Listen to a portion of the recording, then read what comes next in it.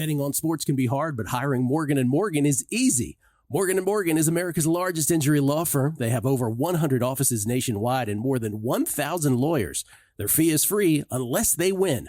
For more information, go to forthepeople.com/bestbets or dial #law, #529 from your cell phone. That's forthepeople.com/bestbets. This is a paid advertisement. The numbers told the story. They always do. It's one of those idiots who believe in analytics. This is a numbers game with Gil Alexander on VSiN. Good Tuesday morning. Tune is a numbers game at VSiN, the sports betting network, VSiN.com, Game Plus, iHeartRadio, YouTube TV. However you take it a sip, we appreciate it. It is Gil Alexander. It is Kelly Bidlin, everybody, live from Circa. How you doing, man? I'm doing well. We almost just had to hit the dump button the quickest in the history of VSiN. Oh, because you were saying some stuff? Yeah, that show really sneaks up on you, Gil, you know? Gets in the way of your conversation that you're having. It really does, yeah. Well, I'm glad you cleaned up your potty mouth Yeah, before I know. the show Sorry, started. I apologize. Good show. Drew Dinsick will join us pretty soon here, about 15 minutes away. Drew Dinsick from both the Deep Dive and Bet the Edge podcast from NBC Sports. We'll talk NFL, Week 12 gone by, Week 13, all of his bets moving forward, including, of course, Thanksgiving and Black Friday games. Which is, it's that kind of week. Didn't you love this week when you were in school, when you were a kid, and it was, did you have half days on Wednesdays? Oh, my God. So, yes, I was having this discussion yesterday with something. None of these kids go to school anymore. That's what I'm learning. Like I believe out here in Nevada, the kids have the whole week off. Is that right? Yeah, the whole week. Oh, these kids. And They're then it's so like soft. And then it's 2 weeks from Christmas through New Year's. And then a week for spring break. That's what I told them yesterday. I said, I think I had a half day on Wednesday. And then Thursday, Friday off. Listen, I don't want to sound like I'm 1,000 years old to start the show, but I'm 1,000 years old when it comes to this. Yeah, no, it was a great week. The half day on Wednesday was fantastic. Football on Thursday. Of course, we only had 2 games. Now they got 3. They got the 4th on Friday. So we'll talk to Drew about all that. We have Paul Carr talking Champions League coming up on the show. Futak is joining us. Pete Futak. I want to get to the bottom of 2 things. You ready for this? Yeah. Well, 3 things. 1, who's the team that's getting the shaft in the college football playoff? That's a standard weekly question. We've got to ask him that again. How does he feel about it now? Will one loss Indiana get there, or will they not? Will some other team get skrid at the end? We got to talk Heisman. I may talk Heisman first segment too, because I made a bet yesterday. We'll get to that. And involved. And in the Big 12, who's winning this thing?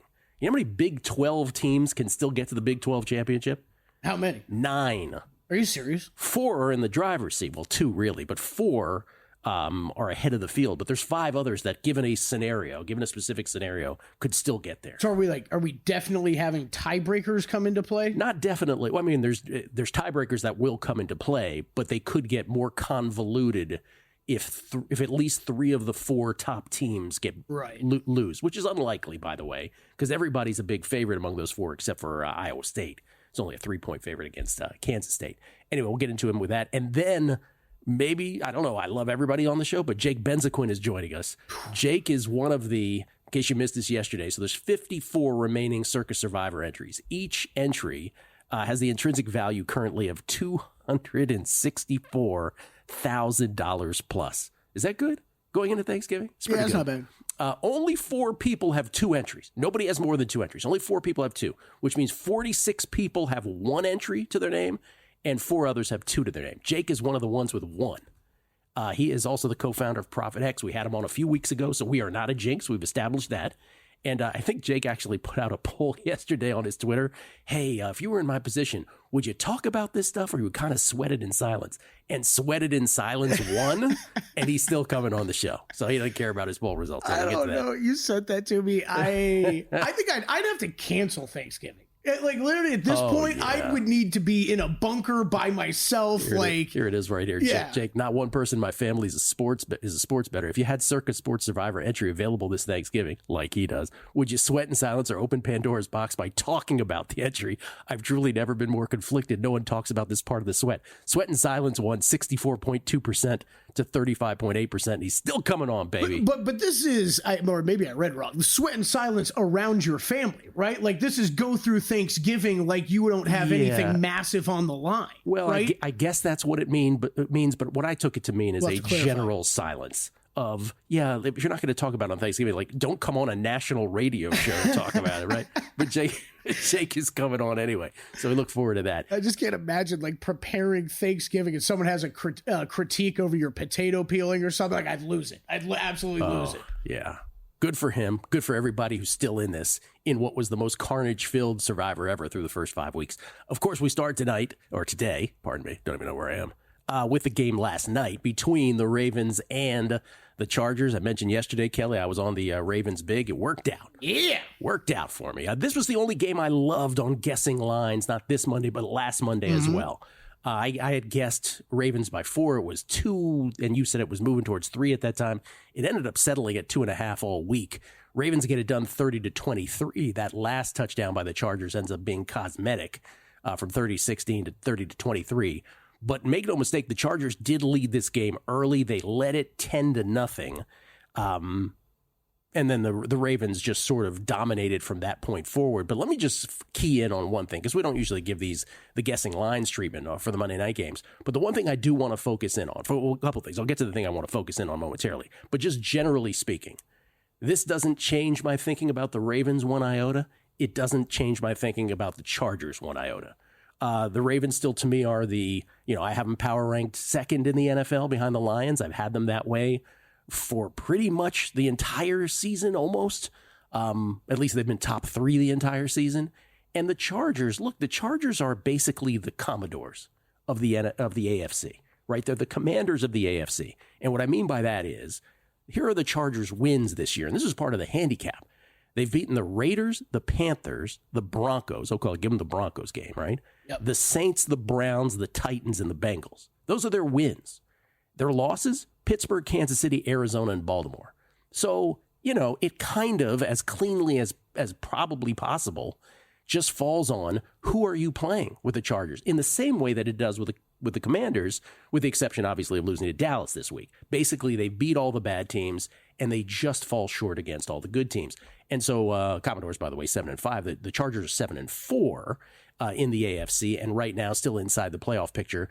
But I don't know that it changed anything for you either. Did it with either of these two teams? No, not at all. I mean, we are very far into the season for me to feel like I still don't have a strong grasp on what this Chargers team is. And like you said, I don't think that got cleared up at all last night. They showed enough fight that I think it helps back up a little bit of what their record is and what they've done. Like you said, they were feisty at least early in this game, but then the Ravens in that offense wakes up in the second half, and when it is rolling and looks good, it looks like the best thing in the NFL. Yeah, and look, I think what else, what are the other two betting implications of this? I think the Ravens solidify themselves. I know the Steelers got to be the favorite in the AFC North for a minute. They always had the gauntlet in front of them. That gauntlet still remains. The Ravens were always, to me, the team that ought to be the favorite. They are once again the favorite in the AFC North. Are the Ravens. It's no indictment of the Steelers. It's just kind of the real pecking order. I think people lost their minds a little bit about the Steelers. And then when it comes to MVP, which we discussed yesterday, where after Saquon's amazing 255-yard rushing day, over 300 yards from scrimmage, there were some folks, not some folks, but the market moved on Saquon not only to a prohibitive favorite for Offensive Player of the Year, which he should be, but it also moved him to the third shortest shot on the MVP board, just behind Josh Allen and Lamar Jackson. Lamar Jackson last night, 16 of 22 for 177, 2 touchdowns, no picks. On the season, 27 touchdowns and 3 picks. It's incredible. I don't know how you don't give him this at this point. Okay. I really don't. So I have not gotten involved. Did you bet Purdy? When did you bet Purdy earlier in the year? Never bet Purdy this year. Okay. So I bet him earlier in the year, and then I had Anthony Richardson preseason. I think I'm going to be getting involved with Lamar at some point here, because you're right.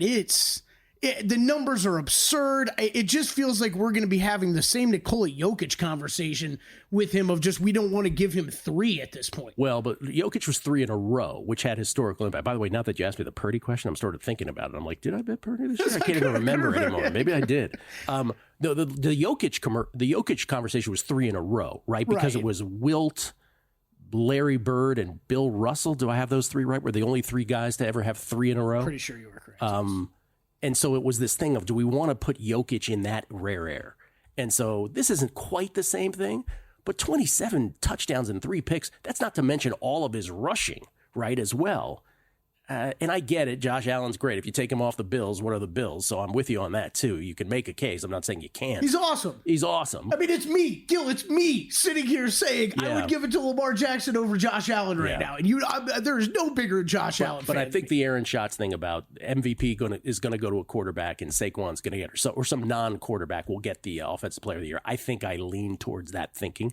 The point I did want to make about this game last night, beyond that, is I'm just so tired of the anti-analytics crowd that I have to point this out. Last night, the Ravens were 3 of 3 on fourth down. The Chargers were 2 of 2 on fourth down. Now, the reason I bring it up, because not every fourth down is a analytics go, but the anti-analytics community always, when it doesn't work, always blames analytics, right? So last night, 10-7, with 7:48, was it 10-7 with 2 minutes left in the half, the Ravens have 4th and inches at their own 16, and they get it. They go for it, and they get it.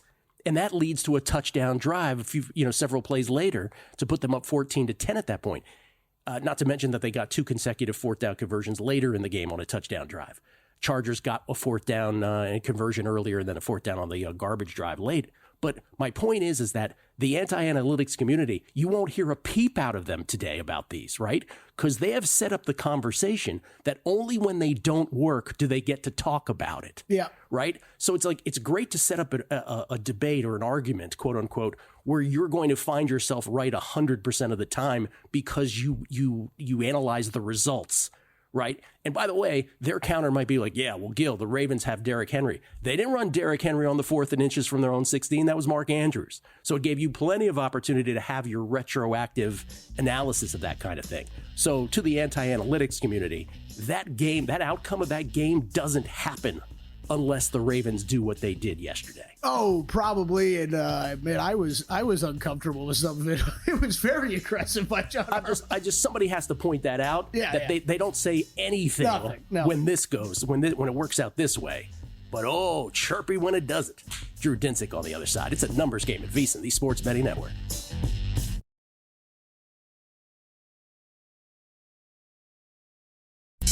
A numbers game on VSiN, the Sports Betting Network. Want to bet smarter? Start with smarter insights. From expert breakdowns of the week's biggest matchups to deep dives into betting strategies and trends, VSiN delivers the kind of actionable content that gives you the edge. Right now, you can check out articles like, check this out, Kelly, Greg Peterson's college basketball best bets. That alone should take you to VSiN.com.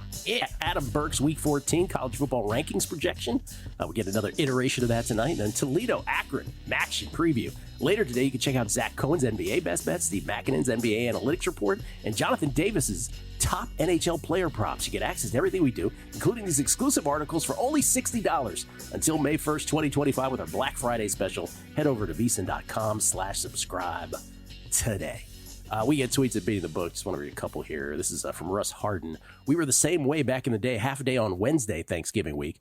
Then was there a better day in your 20s than Wednesday night at the bars? Used to be one of my favorite days of the year. Well, that makes one of us, Russ. No, it is still one of the best. Yeah, in your 20s for sure. That's when you catch up with everybody from like high school, college. What's with Wednesdays, though? Why Wednesdays? Like, because everybody's in town. Like, right, if you're at home for Thanksgiving, everybody's back home, so you catch up with some people from high school. Okay.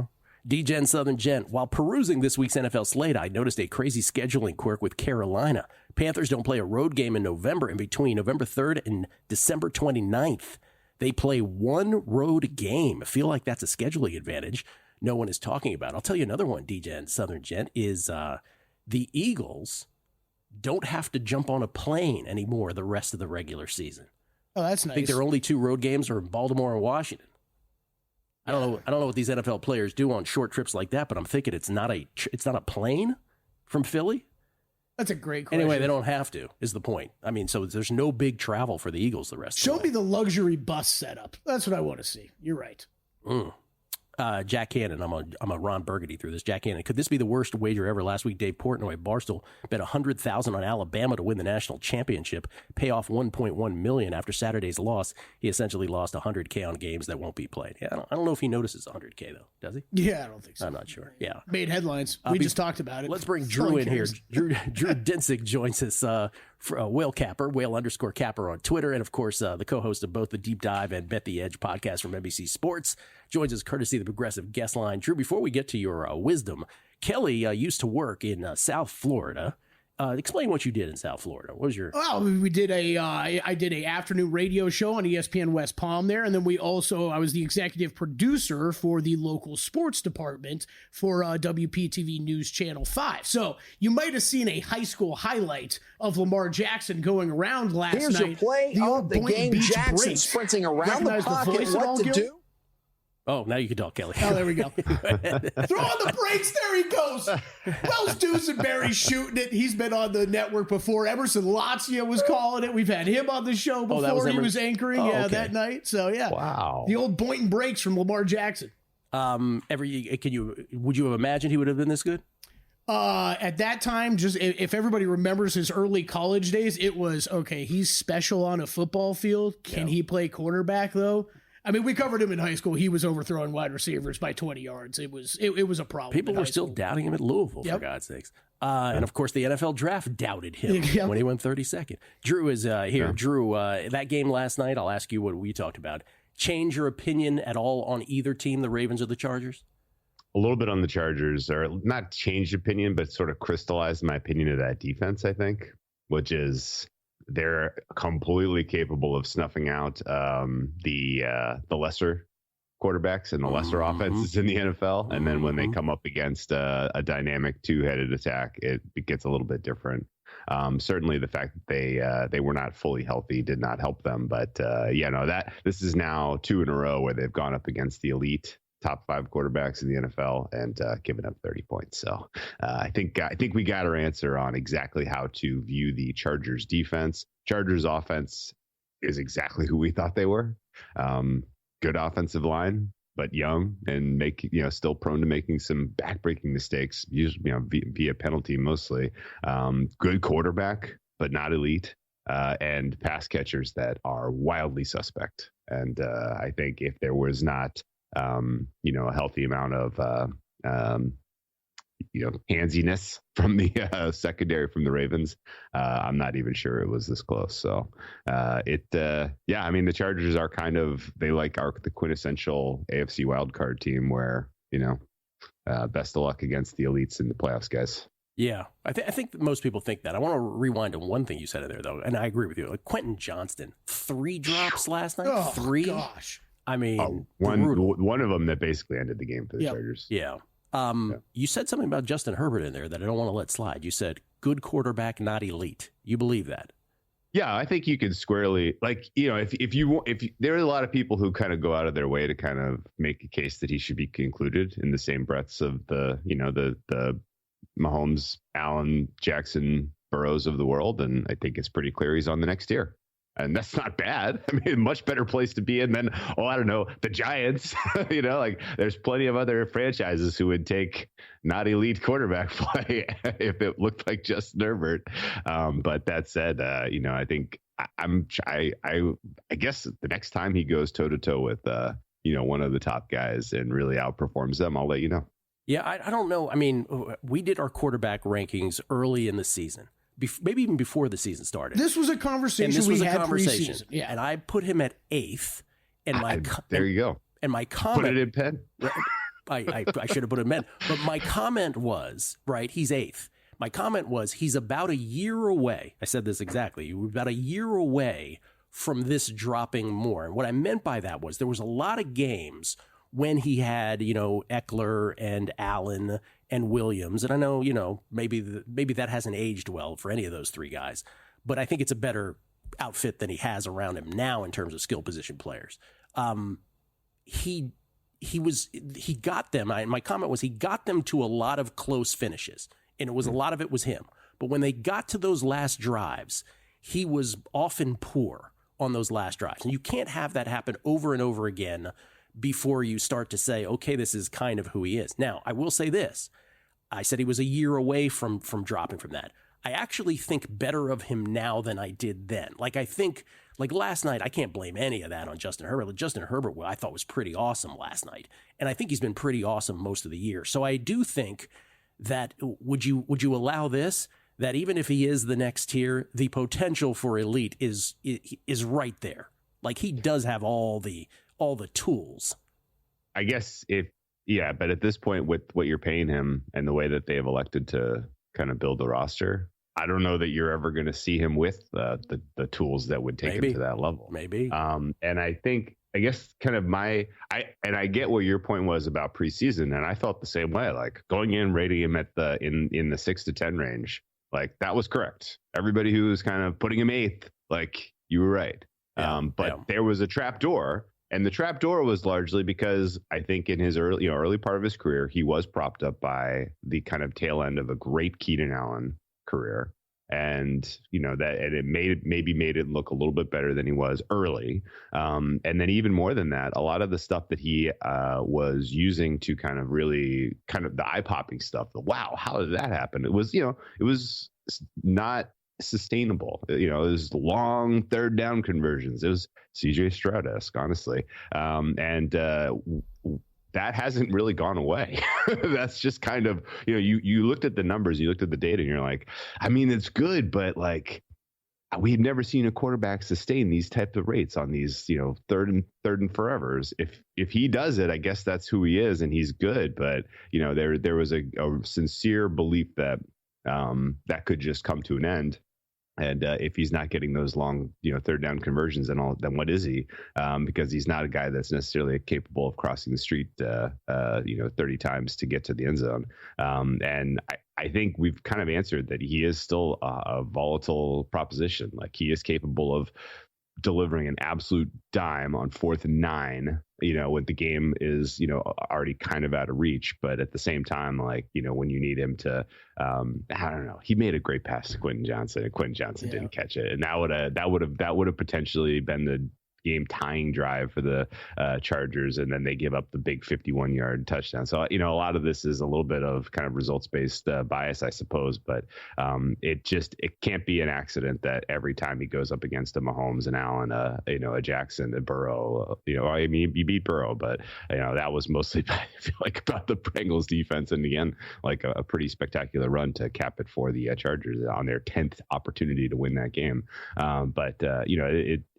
It's more fragile. Whereas with Mahomes, even if they're having a bad day, if they have the ball last, you kind of assume he's going to win. He just never catches the criticism, right? Like, what you said, Gil, is almost, I agree with. I think this year I almost look at him higher than I have before, but it's for all these quarterbacks that catch so much heat. He's never one of them when he's never accomplished anything in the playoffs. And I just agree. I think we need to start thinking about him a little bit differently. We should have a couple years ago. Whereas Tua, they were drafted back to back, right? Tua, who is wildly accurate. Mm. It's the opposite of what you're saying. I'm not saying he's as good as Justin Herbert, but what I'm saying is any criticism that can possibly be thrust on him is thrust on him. Right, there is that. I do think Justin Herbert is a lot more elusive in the pocket this year, has a little more run to him, so I like that as well.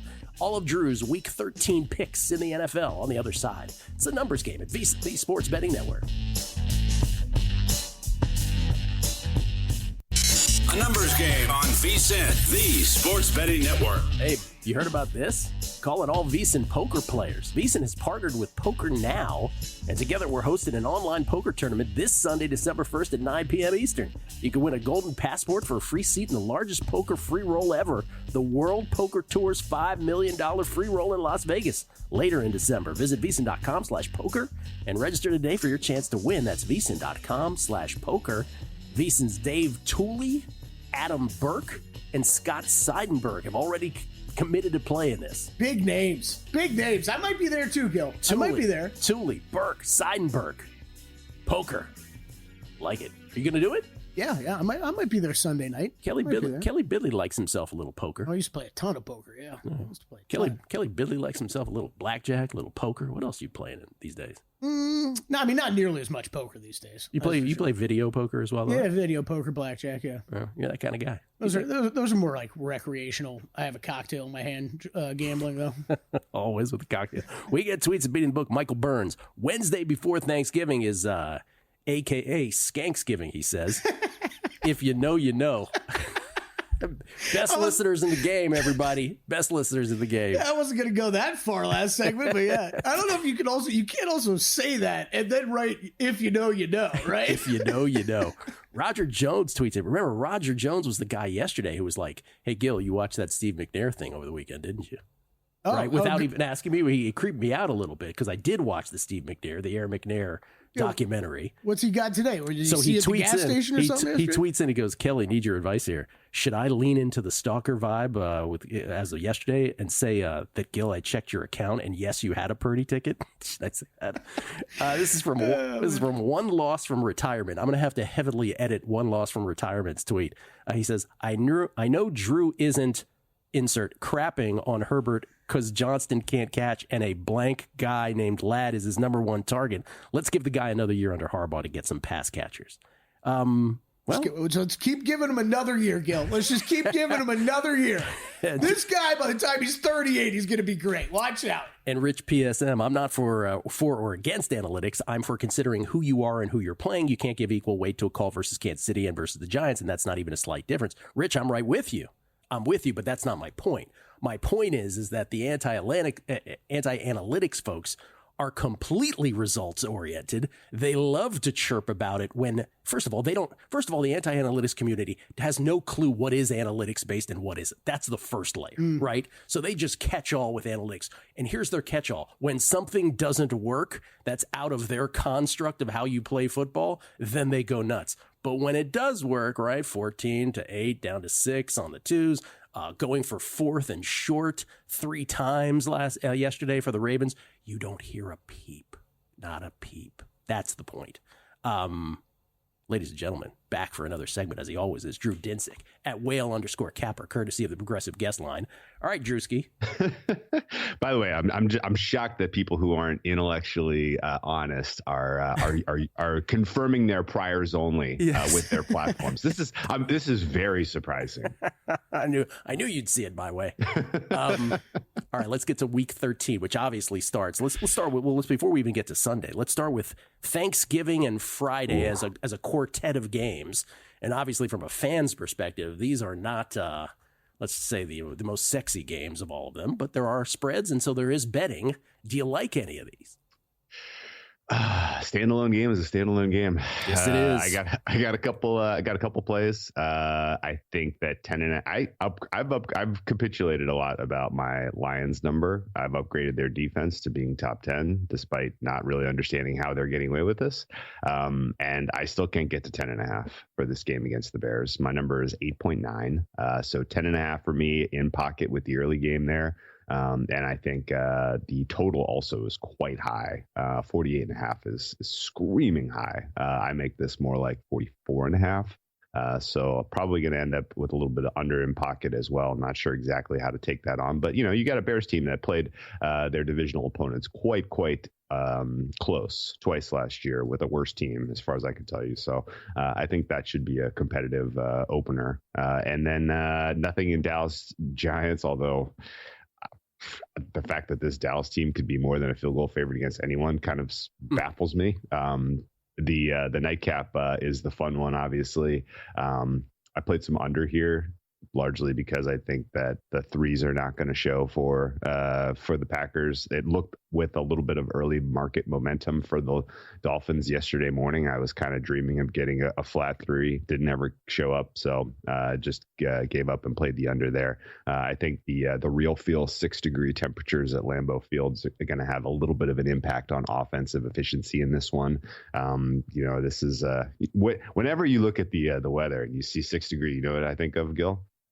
That sounds like dolphin weather to me. That was exactly my handicap yesterday, Drew. And I did bet the Packers -3. That was exactly the biggest thing for me. I was like, Tom Coughlin's cheeks. I get it. He wasn't the coach of the Dolphins, but Tom Coughlin's cheeks is the first thing I think of.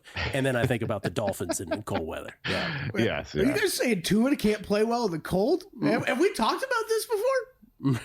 We have not specifically.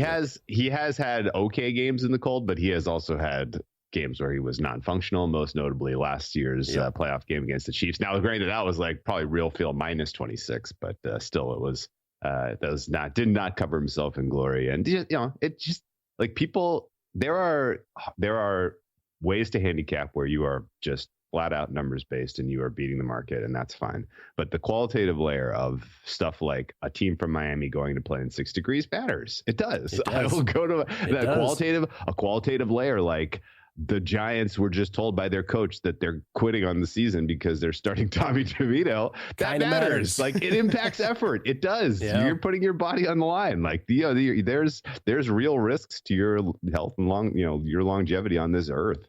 And if you're not going out there to win, it changes your interest in playing hard. So, there are funny things that matter a lot this time of year when it comes to NFL betting. And I think in general, under 47 is the fun angle to attack there. And I guess I'll just mention, as much as it's fun to knock on the Dolphins and Tua and the offense is really kind of the focus of that part of the handicap there. The Dolphins defense is playing really, really well right now. They have come completely out of the clouds and are kind of surpassing my wildest expectations of what to expect right now. 8th right now in EPA per play allowed when you remove turnovers. I did not see that coming, and they're relatively healthy. So I think they can keep a little bit of a lid on the scoring there, which helps me into this 47. Anything Raiders Chiefs 13-point spread on Friday? I would take your money that you want to bet on that game, and I would bet a little Pat Mahomes MVP. Whoa. Pat Mahomes MVP, yes, is that's the Black Friday special, Gil. That's the 12 to 1. Special. Yeah. If you want to tell me that there is not a dead similar, and I get it. Like I'm not pattern betting here. I'm not trying to just relive history. But Pat Mahomes is literally walking in the footsteps of Lamar Jackson's MVP from last season. His defense carried him to a bunch of early season wins when his numbers really didn't support anywhere close to an MVP candidacy. And now he's putting together better performances while the defense is slipping a little bit. And I think the message is pretty clear from that Carolina game. Like, the Chiefs offense needs to go out and score 30 if they're going to continue to win games. The rest of their schedule is very, very soft. They have a number of teams that are not playing for anything and a number of teams where they have a huge advantage in standalone games. And if you're winning your standalone Christmas Saturday and your standalone Christmas Day game against the likes of the Texans and the Steelers, teams that I think we all agree have enormous questions right now, like, beat those teams, get to 16 wins. And I think there is a realistic chance that all of the other quarterbacks will have accrued losses to good teams or just have off days. And if Mahomes is playing clean football, this is conditional on him continuing to throw touchdowns, have sort of these 3-0 type of games. I think he's real to come into that award market. Let me step in because we have to do this rapid fire because I want to get some of your Sunday thoughts. But the real quick retort to that is, I'm not even going to get into the other players' candidacies. Lamar with 27 touchdowns and 3 picks. Sure. I'm not going to get into that. He deserves it, but yeah, he's also going to have a tough time getting. He doesn't have a clean path into the playoffs. If the Chiefs go 15-2, is it more likely, in your opinion, that Mahomes gets MVP or that Andy Reid gets Coach of the Year? And Mahomes MVP. Really? Okay. Absolutely. I think Dan Campbell he's got the trump card over Andy Reid in every which way. And most notably, he's had an arc. Andy Reid has already won the award. Like, there are a lot of things that I think kind of point to Reid's pretty much. Reid needed 17-0. I think it's over for him. Favorite play on Sunday or Monday, sir, is? I don't have a ton. I bet the Rams at 2.5, and I bet the Colts at 3. Everything Sunday, Monday looks pretty darn tight to me. Cleveland on Monday is actually a fun bet as well. I make that well under 3. Yeah, we're going to talk Survivor with Jake Bensequin coming up. He's one of the 54, he has one of the 54 remaining entries. And I'm right with you because there's the Thanksgiving, there's the Thursday, Friday portion of this week. He's got to get through that, which I'm not sure, I shouldn't say. I think he has set up. I would assume he has set up. But when it comes to Sunday, Monday, which is 13B, if you will, when it comes to Circus Survivor, God help everybody. Absolutely agree with what you're saying. Always interesting, Drew. I appreciate it, man. Hey, best luck, yes. You too. Drew Dinsick, everybody, at whale_capper, Deep Dive and Bet the Edge podcast. We'll come back. Little Heisman talk next.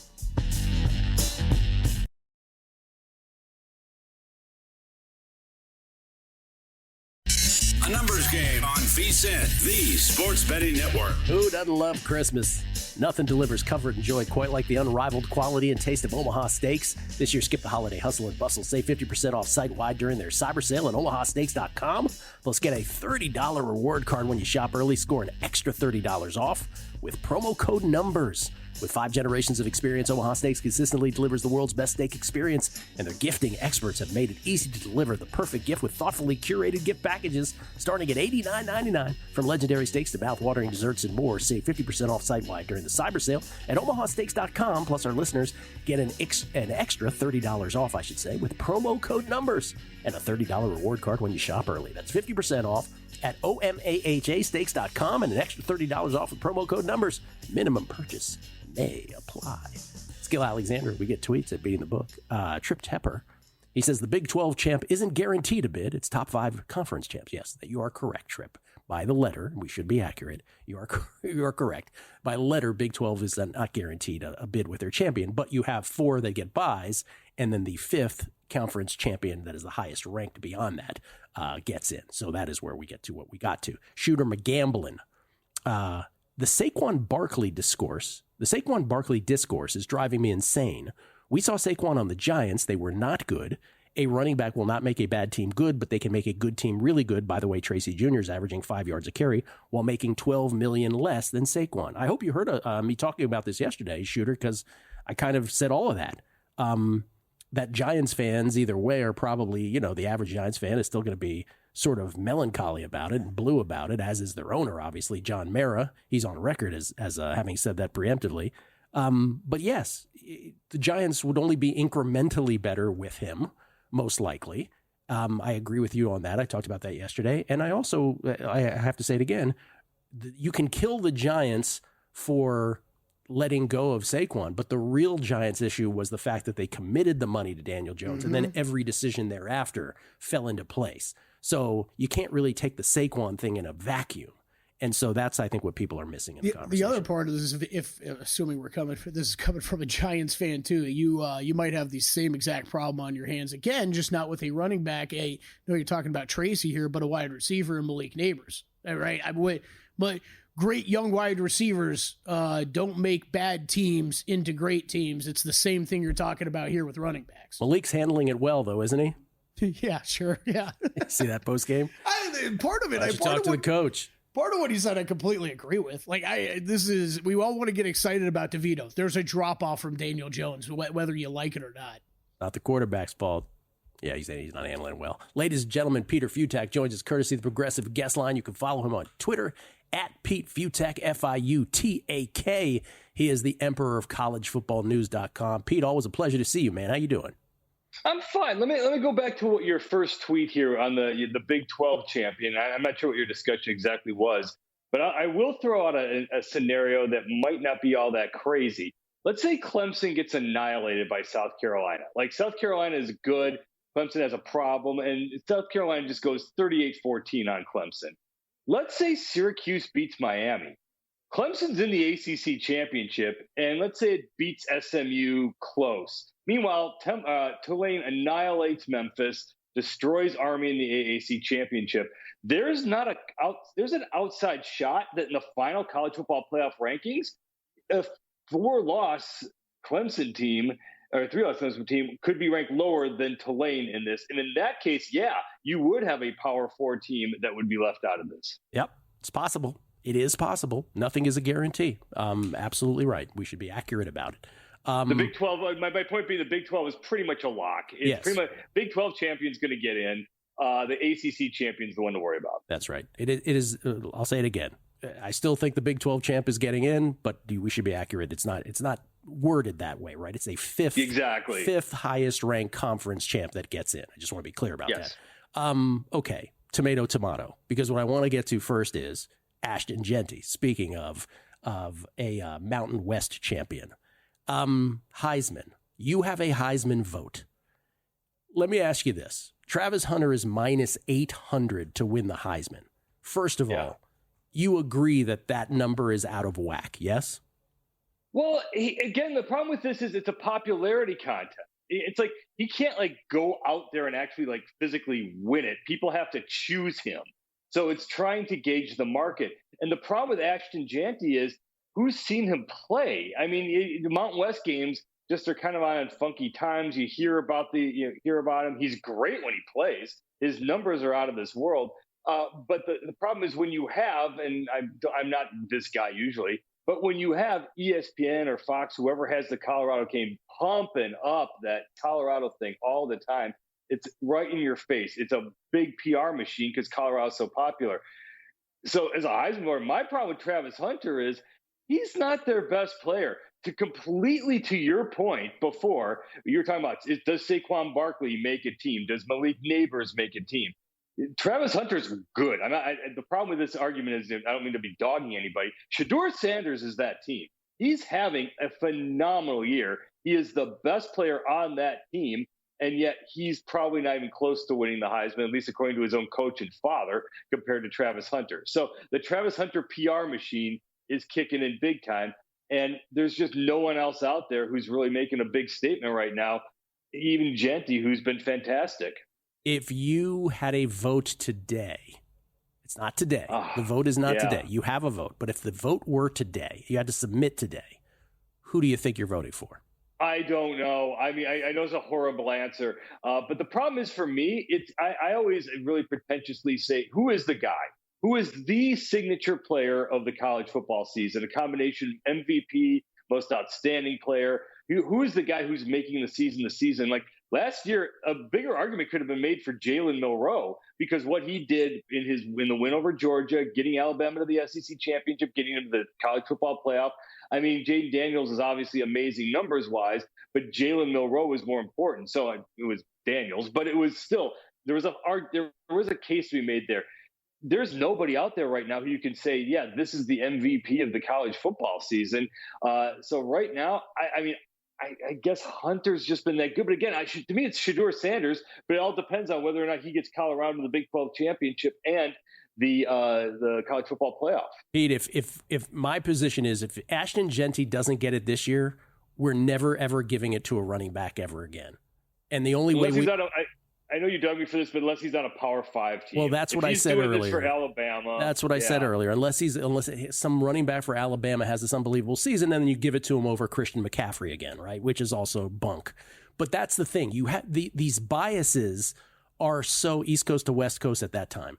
These biases are so like entrenched that I'm just saying if Ashton Jeanty's season, we put it up, it's better than Derrick Henry's. I know he's not playing in as big of a conference with the same competition. We were throwing up names of Barry Sanders earlier and Ricky Williams. Like that's the list of what he's on. I just feel like this has to be the year where Heisman voters say, you know what? It's the one year we get to give it to a non-quarterback because there's no quarterback that's doing something out of control spectacular. So we have to give it to a non-quarterback. At least let's do it this year. And maybe Ashton Jeanty ought to be that guy. That's all I'm saying. Yeah, I'm not going to argue against that. I mean, the other problem is the Power 5 snobbery of it, which, again, I mean, to the MVP point, I will make the argument that Derrick Henry from an MVP standpoint way deserved it over McCaffrey. So like I don't. They won the national championship and he got them to the SEC and none of you all watched any Stanford games that year. We forget about what it was like 9 years ago. None of y'all watched him. No, but he was amazing. I mean, McCaffrey was, but again, it was Derrick Henry. Remember name the quarterback on Alabama that year. They didn't have a Tua or a superstar quarterback that year. So anyway. But, the part of the thing is, are you doing it against Utah State and San Diego State? Or are you doing it against Georgia and, Tennessee? I mean, that's pretty much the debate here. And that's, again, it's a popularity contest. All right. So it's just whoever, Pete, I hope you do the right thing and you vote for Jeanty. Okay, now let's move on real quick. Who's the team that's going to get the shaft in the college football bracket, in your opinion? Rapid fire here. Who's the team that'll be on there? ACC championship loser is probably going to be the one. I'm not buying into this idea that the 3-loss SEC team gets in quite yet. I just think the ACC championship loser is probably going to be out, but you're going to see a bunch of SEC people whining that their teams are not in, even though they have 2 or 3 losses. Oh, the whining will absolutely be there. Okay, not deserved. They should be out. I'm good with that. Yeah. Texas A&M have a chance to beat Texas outright this weekend? I can't go against it. This has been my call since January that Texas A&M wins this.